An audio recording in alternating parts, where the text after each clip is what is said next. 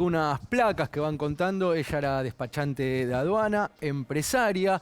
Ana María Petricelli tenía 49 años y fue hallada sin vida ayer a las 9:30 de la mañana en el departamento que vivía con su hija en Palermo, ubicado en la calle Geli, al 3300 en la ciudad autónoma de Buenos Aires. Vamos a seguir con la próxima plaquita. La hija de la víctima y la empleada de limpieza encontraron a Petricelli recostada en su cama sobre su lado izquierdo con una bolsa negra colocada en la cabeza. Había además pastillas y alcohol dentro de la habitación. Personal de Sistema de Atención Médica de Emergencias del SAME arribó al lugar a los 20 minutos después de llamados, pero ya habían encontrado el cuerpo de Petricelli sin vida. Y la última persona que había tenido diálogo con la mujer fue su hija dentro del departamento alrededor de las 3 de la madrugada. Ella fue quien la acompañó a la habitación, la ayudó a acostar porque había consumido una importante cantidad de alcohol, es lo que llegó a declarar. La última que habló fue la hija. Los peritos certificaron que no hubo asfixia, que Ana María murió de un paro cardíaco o una arritmia provocada por una congestión y un edema pulmonar. Además, como decíamos antes, presentaba meningoencefalitis. Bueno, estos son los datos, más allá de un poco cómo era ella, quién era ella, los datos de cómo fue encontrada. Y bueno, vamos a ampliar un poco esta información con lo que vos tenés. Javier, vos recibiste el reporte. Me decías antes de empezar que tenés como ya el reporte, como sería el final. Sí, porque, a ver, la policía lo que hace es tomar nota de todo, se lo instruye obviamente al fiscal o al juez en esta causa, al juzgado criminal. A ver, y le sumo lo que decía Damián a propósito de esto, hay que esperar la pericia toxicológica para saber la cantidad de alcohol que tenía en el cuerpo, las pastillas que había ingerido y demás también, a propósito de esta muerte. Lo que me dicen es que no habría muerto por asfixia, ¿viste? Por lo de la bolsa, claro, sino por una encefalitis. Es decir, lo que hace es, justamente, a ver, lo voy a contar rápidamente, al no tener oxígeno o no tener oxigenación, la membrana que recubre el cerebro se infla, ¿no? Y eso es lo que provoca de alguna manera el edema y todo lo que deviene a posteriori, que es lo que contábamos en el comienzo. Bueno, este es el final. Claro. En el comienzo, a ver, después cuando ingresa la policía, estuvo la división de homicidios, obviamente la policía allí de la zona, ingresaron a la habitación y se toparon. Yo lo tengo marcado en puntos. Por ejemplo, lo primero que observan, obviamente en la cama del cuerpo, como decía Damián, un vaso con líquido anaranjado, al cual le tomaron las muestras papilares, es decir, si había alguna huella, no encontraron ninguna huella. Por supuesto, la bolsa en la cabeza de color negro, blister de pastillas al costado de la mesa de luz, en ese lugar también, son blister de pastillas de medicamentos psiquiátricos y antiinflamatorios, derivados de la morfina, esos medicamentos. También encontraron un celular de una marca muy reconocida, una notebook también de la misma marca, una grande, estas varias cajas que decíamos y una botella de Aperol, Sí. que tiene el color anaranjado además, Claro, que es una mezcla, ¿no? Que se puede mezclar con otras bebidas alcohólicas inclusive también. Esto es lo que encuentran en la habitación. ¿Había desorden? No. Con lo cual No. descartan que hubiera entrado alguien, porque una Exacto. primera hipótesis, obviamente, un fallecimiento así es... Por la bolsa. Claro. La bolsa ¿Qué era fue lo que clave en pasó? este caso. Se trasladan a otros sectores de la casa, también en este caso el lavadero. Allí encuentran otro teléfono celular de la misma marca. Encontraron algunos teléfonos celulares allí en el mismo lugar. En el baño en suite, encontraron una pastilla tirada al costado del inodoro, una pastilla de color rosa. En ese mismo lugar. En el lavadero, como decía, justamente otro teléfono celular de color negro, ¿sí?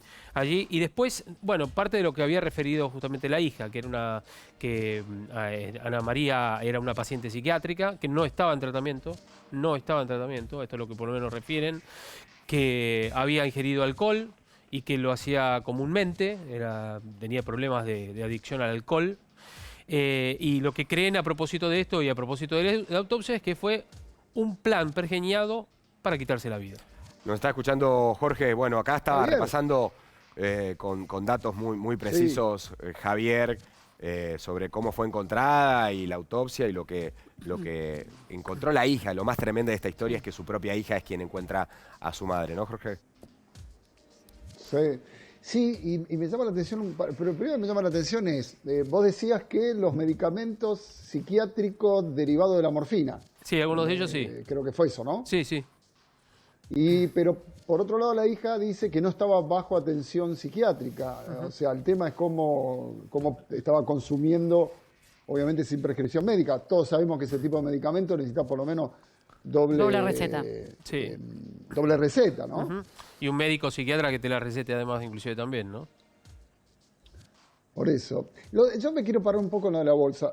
Vos decís que lo que dice la autopsia es que murió exactamente, vos decías que las membranas se inflaman al faltarle el aire. Eso es lo que produce la muerte. Claro, eso es lo que hasta ahora produce, lo que ha dicho la autopsia que produjo la muerte. Es una, mirá, te lo leo porque lo tengo acá. Es un meningo encefálico, que es la membrana que recubre justamente el cerebro. No llega el oxígeno, se inflama y eso lo que produce justamente un problema en el cerebro, también en la oxigenación, en la respiración y demás. Esto es lo que produce un edema agudo de pulmón, entre otras cosas. ¿Qué quiere decir? Que se llena de líquido, se llena de líquido el pulmón. Esto es lo que arroja hasta ahora la autopsia que se hizo en el día de hoy, hace pocas horas. No se encontró carta, ¿no? Porque hablándose de suicidio, no habla de general, carta. a veces, no siempre se encuentra una carta de despedido o dando una explicación cuando a veces ni la hay, pero... No habla de cartas, lo único que sí mencionan es que no, y esto por un lado se contrapone con lo de la bolsa. Claro. No hay desorden. Claro. Pero hay una bolsa en la cabeza, una bolsa en la cabeza. No tiene ataduras, por ejemplo. No es que está atada o encintada ni nada por el estilo también, ¿no? El escenario que se Ahora, encuentra Javier, es el escenario de un posible suicidio. Lo que dicen los que saben, digamos, es que es Sí, eso. sí, básicamente. exactamente. Sí. Sí, Jorge. Yo me quiero parar un segundo en lo de la bolsa, porque obviamente mucha gente se pregunta qué tiene que ver una bolsa con un suicidio. Algunos pueden especular incluso, y se especuló, vamos a decirlo la verdad, con algún juego sexual. De hecho lo hay casos famosos de gente que lo hace. Sin embargo, Javier, antes de salir al aire yo te pregunté, y no es común, pero tampoco no es extraño que en algunos casos de suicidio se use una bolsa, ¿no? No. Sabes que es frecuente, no es común, es verdad, como decís vos, exactamente. No. Es frecuente que ocurra este tipo de situaciones. A ver, lo que presumen es que buscó en algún lugar cómo hacerlo. No digo que haya pedido consejo. Yo creo que creen los investigadores que ha buscado, ha indagado en internet o algo como para asegurarse eso. Es decir, ante el suicida, a ver, el suicida es una mente que no se puede interpretar.